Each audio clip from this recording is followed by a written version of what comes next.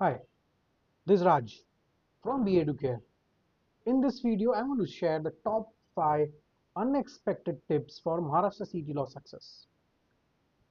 Before that, let me ask you all, are you ready to ace the MSCET Law exam? And are you serious? This video is only for the serious student जो लोग Maharashtra CET Law को अच्छी तरीके से attempt करना चाहते हैं, अच्छा स्कोर लाना चाहते हैं एंड उनका जो ड्रीम लॉ कॉलेज है वहां पे जाना चाहते हैं. Before starting, about me, I have attempted Maharashtra CET law more than 10 times. सही सुना आपने, 10 बार से ज़्यादा ये एग्ज़ाम मैंने अटेम्प्ट किया है. अब आपके मन में सवाल आएगा कि क्यों? आपके लिए. यस, आपने सही सुना. We as a coaching institute, we attempt various exams to feel the paper. Difficulty level क्या होता है, कैसे चेंज हो रहा है, क्या पैटर्न फॉलो कर रहे हैं. जैसे आपने देखा होगा लॉजिकल रीजनिंग में एक सीरीज होती है, ठीक है, उसी प्रकार से हर एक एग्जाम में भी कुछ ना कुछ पैटर्न होते हैं, कुछ ना कुछ चेंजेस होते हैं, वो हम इस वीडियो में देखेंगे. About me, I have done BCom accounting and finance from Mumbai university, PGPM, I have done MBA basically, LLB, I'm a Six Sigma Green and Black Belt certified. I've done certificate courses from MNLU, and yes, I'm helping students since 2011. तो around 14 years का experience है. Before cracking any exam, कुछ tips होते हैं जो अभी तक हमने स्टूडेंट्स को दिया है, जो हमारे टीचर्स देते जा रहे हैं. एंड ये जो वीडियो है काफ़ी इंपॉर्टेंट होगा. इसमें as we have promised top 5 unexpected tips for MSCT law success. Let me start. First, आपका जो माइंडसेट है वो ग्रोथ माइंडसेट चाहिए. You have to be very positive. You have to visualize your success. You have to feel the presence in your dream law college. अगर आपने सोचा है कि मुझे ये ड्रीम लॉ कॉलेज में जाना, it can be GLC, it can be ILS, या फिर जो भी आप कॉलेज सोच रहे हो, वो कॉलेज का फोटो जरूर देख लीजिए. अगर आप वहां पे जा नहीं सकते अभी, या तो आप जाके आ जाइए. उस कॉलेज का फोटो जरूर आपके डेस्कटॉप पे होना चाहिए, सेव वॉलपेपर, फोन पे भी होना चाहिए इफ पॉसिबल. क्योंकि जब आप वो विजुअलाइज करोगे तो वहां पे जाने के जो चांसेस होते हैं वो बढ़ जाते हैं. And yes, you have to be very positive. Positive self talk होना चाहिए कि हाँ, मुझे ये कॉलेज मिल जाएगा. ठीक है. Tip number 2, you need to think beyond the text book and lectures. जब हम बुक पढ़ते हैं, लेक्चर्स टीचर्स देते हैं, वहां पे जब टीचर्स सॉल्व करते हैं ना क्वेश्चंस, तो हमें सब आता है. और जब हम खुद सॉल्व करना चालू करते हैं, हमें पता चलता है हमें बहुत कुछ नहीं आता. तो आपको मॉक टेस्ट लिखना पड़ेगा, topic wise test and the mock test. ये बहुत ही ज़्यादा इंपॉर्टेंट है to get a good score. Power of mock test क्या होता है ना, ये आपको तब समझ में आएगा जब आप बहुत सारे मॉक टेस्ट की प्रैक्टिस करोगे और आप एग्ज़ाम में जाओगे.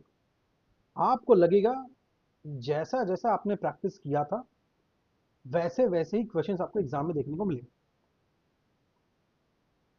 Trust me, it's a secret weapon. बहुत सारे लोगों को लगता है नहीं नहीं हम पढ़ लिए ना, एग्जाम में हो जाएगा. कुछ लोग होते हैं वो कुछ फॉर्मूला याद कर लेते हैं, सोचते जब क्वेश्चन आएगा हम देख लेंगे. ऐसा नहीं होता. You need to practise a lot before the exam. जंग में जाने के पहले भी आपको तलवार चलाने आनी चाहिए.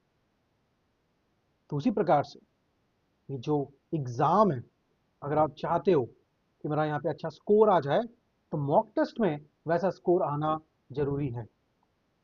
मॉक टेस्ट देने का सबसे बड़ा फायदा क्या है, आपका जो गैप है, जो आप जैसे आपने कोई एक मॉक टेस्ट लिखा 120 मार्क का, उसमें let's say you are getting 60, और आपको पता है टॉप कॉलेजेस में जाने के लिए, या फिर जो भी आपका ड्रीम कॉलेज है वहां पे जाने के लिए, लेट्स से यू नीड 110 या 105, तो ये जो गैप है 40-50 मार्क का, ये कैसे आएगा? You need to find out all the gaps. किस सब्जेक्ट में आपको तकलीफ हो रही है, किस टॉपिक में आपको तकलीफ हो रही है, वो हर एक चीजें आपको गैप फाइंड आउट करना पड़ेगा। You need to make a action plan. Otherwise आपको लग रहा होगा चलो देख लेंगे, ऐसे नहीं है। यहाँ पे एक साल का सवाल होता है, क्योंकि ये जो एग्जाम है साल में एक ही बार आती है। तो आपका जो ड्रीम कॉलेज है वहां पे जाने के लिए आपको सिर्फ एक मौका मिलेगा एक साल में, ठीक है? तो यहाँ पे आपको गैप पूरा अच्छी तरीके से फाइंड आउट करना पड़ेगा, and you need to plan accordingly. Plus time management is very important. मैं आपको बता देता हूँ, इस साल का जो पेपर है लास्ट ईयर से अगर हम कंपेयर करेंगे तो थोड़ा डिफिकल्ट आने वाला है लास्ट ईयर से। आई एम नॉट सेइंग कि the whole paper will be difficult, but compare to last year इस साल का जो पेपर है थोड़ा डिफिकल्ट होगा। क्यों होगा? क्योंकि नंबर ऑफ क्वेश्चन कम किए गए हैं। पहले 150 क्वेश्चंस आते थे, अब 120 ही आएंगे। तो वो डेफिनेटली जो पेपर का डिफिकल्टी लेवल है वो आपका हाई होगा। You have to be ready. तो मॉक टेस्ट लिखना होगा, उसको रिव्यू करना होगा, and you need to improve. Third tips पे बढ़ता है, you need to unlock the hidden resources. आप सिर्फ पढ़ रहे हो पढ़ रहे हो पढ़ रहे हो, this is not very important. पढ़ने के साथ साथ आपको डिफिकल्टी लेवल ऑफ क्वेश्चन समझने पड़ेंगे कि वो कैसे कैसे चेंज हो रहे हैं। ट्रेंड क्या है 2025 सीईटी एग्जाम्स का, वेटेज क्या है हर एक चैप्टर का जो हम एक्सपेक्ट कर सकते हैं। महाराष्ट्र बीएड सीईटी, क्योंकि सीईटी सेल बहुत सारे एग्जाम्स कंडक्ट करता है, उसमें से कुछ एग्जाम्स होते हैं BEd, MBA CET, MCA CET, ये आपके एग्जाम के पहले होने वाले हैं। I have recently attempted BEd CET, 26 तारीख को I have attempted this test. वहां पे सिटिंग अरेंजमेंट्स था ही नहीं, पजल्स था ही नहीं। तो वी नीड टू सी कि बाकी के जो पेपर्स आ रहे हैं उसमें कैसा ट्रेंड हो रहा है, वेटेज ऑफ ईच चैप्टर कैसे चेंज हो रहा है compare to last year. Past year के क्वेश्चंस होते हैं क्या मार्केट में? पास्ट ईयर का जो पेपर है वो अवेलेबल है क्या? पास्ट ईयर का paper officially it is not available. आपको गूगल पे से कोई एक पीडीएफ मिल जाएगा, या हो सकता है मार्केट में से आपने किसी का बुक लेके आया है, ऑनलाइन आपने प्लेस किया होगा बुक, उसके अंदर होगा memory based paper. Trust me, वो ओरिजिनल कॉपी नहीं है, और हो सकता है उसकी जो क्वेश्चन है वो भी वहां पे नहीं हो। It is just a memory based paper, just for your knowledge. जैसे कि 3 ईयर एमएससीईटी लॉ जो एग्जाम होती है जनरली आप देखोगे इस बार भी 2 दिन में होने जा रहा है, 3 और 4, इसमें भी 2 टाइम पे पेपर होता है एक ही दिन में, किसी का सुबह होगा किसी का दोपहर होगा। बहुत ज्यादा ऑडियंस आ गई तो हो सकता है 3 बार में डिवाइड होगा। ऑन एन एवरेज एक दिन में 2, अगले दिन का 2, टोटल कितने पेपर हो गए? 4। बट पेपर अवेलेबल कितना है मार्केट में? सिर्फ एक, वो भी मेमोरी बेस्ड।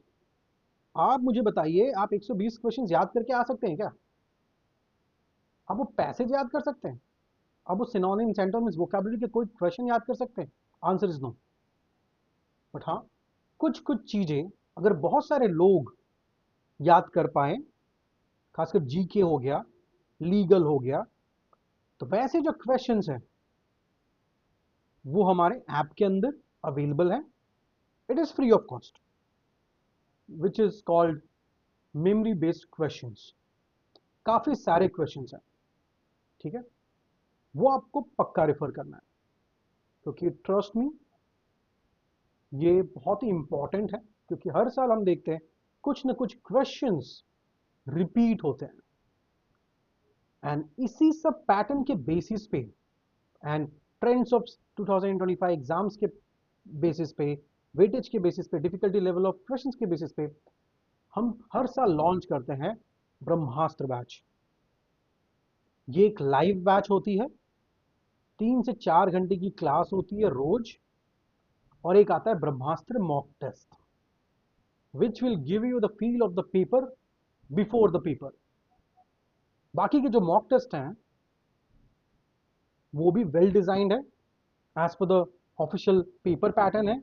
2 तरीके के हमारे पास कोर्सेस हैं टेस्ट सीरीज में, एक बूस्टर है स्कोर बूस्टर, और एक स्कोर प्रिडिक्टर है।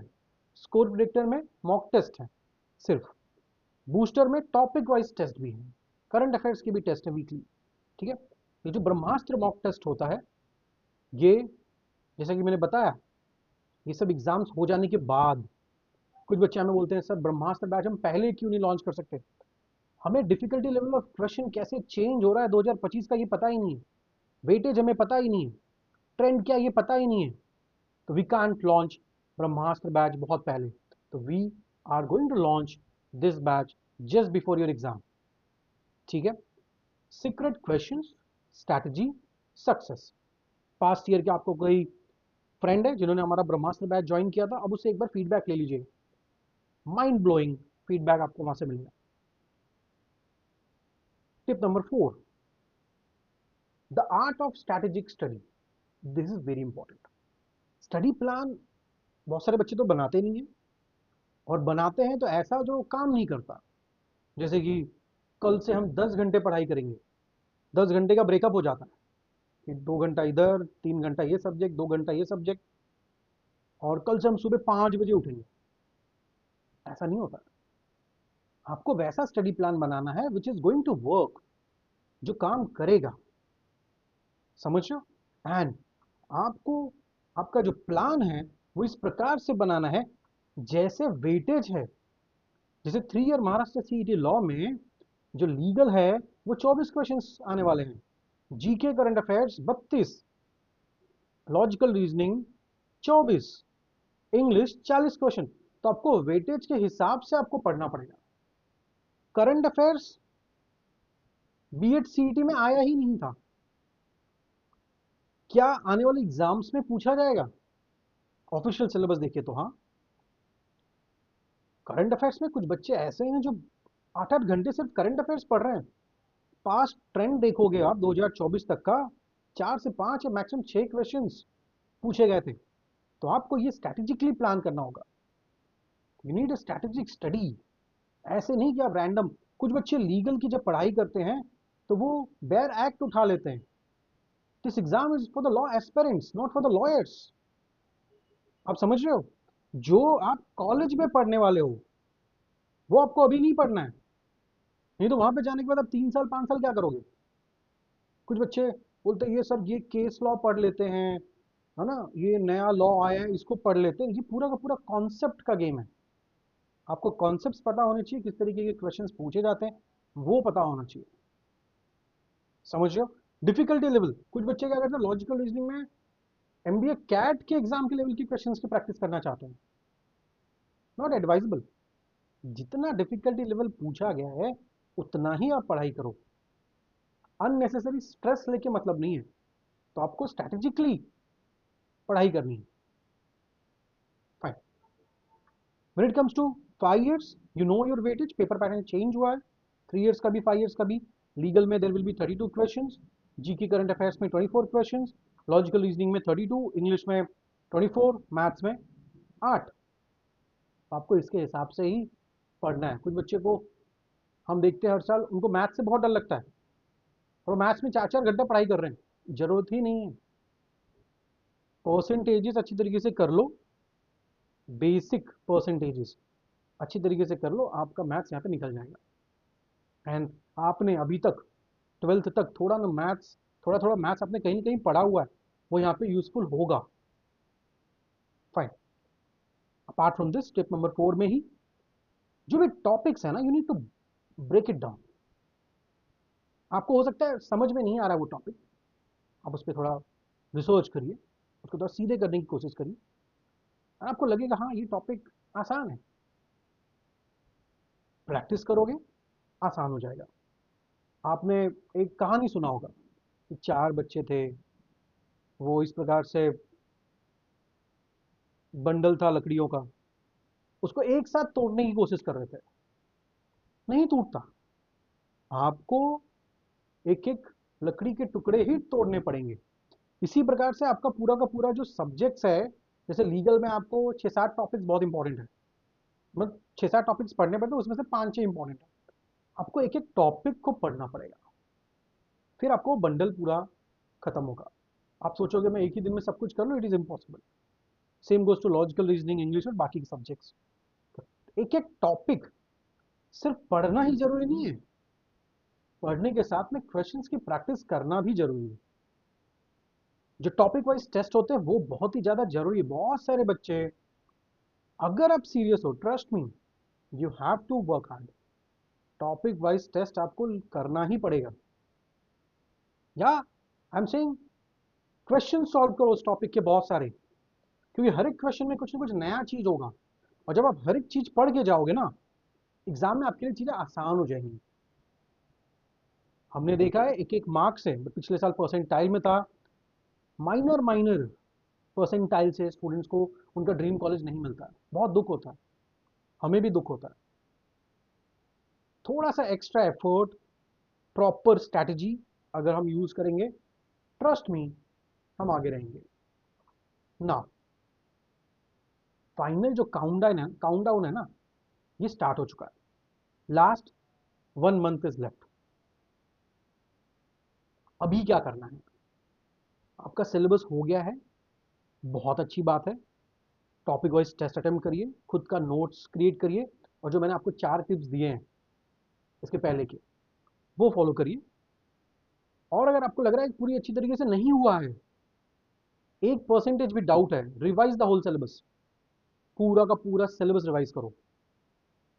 If you need help, we have launched target live batch, price only 2000 rupees. 35 दिन का ये कोर्स है, जिसमें कंप्लीट सिलेबस के जो इंपॉर्टेंट टॉपिक्स हैं वो आपको कवर किए जाएंगे। इन द लाइव क्लास 2-2 घंटे की क्लास होती है, तो ये आप ज्वाइन कर सकते हो। एग्जाम के एक हफ्ता पहले क्या करना है, जो आपने नोट्स बनाए हैं यहाँ पे, उसको रेफर करना है, और ब्रह्मास्त्र बैच मस्ट ज्वाइन करना है। सीक्रेट क्वेश्चंस होंगे, स्ट्रैटेजी होगी फॉर योर सक्सेस।